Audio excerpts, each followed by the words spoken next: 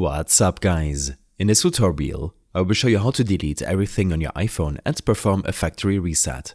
This process is perfect if you're selling your iPhone, giving it away, or just starting fresh.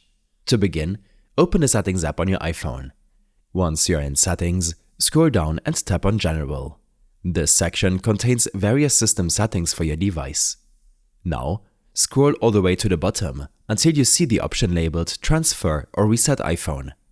Tap on it to open the Reset menu. Here, you will see two options: Reset and Erase all content and settings. If you want to completely wipe your iPhone, select Erase all content and settings. A warning will pop up letting you know that this action will delete all of your data, including apps, photos, and personal settings. If you're sure you want to proceed, tap Continue. At this point, you'll be prompted to sign out of your Apple ID. This step is important because it disables Find My iPhone and removes the activation lock, ensuring the phone can be used by a new owner. Enter your Apple ID password and tap Turn Off. Next, your iPhone may ask you to enter your passcode for confirmation. Once you've done that, the reset process will begin. Your iPhone will restart and you will see the Apple logo with a progress bar. Depending on how much data was on your device, this could take a few minutes.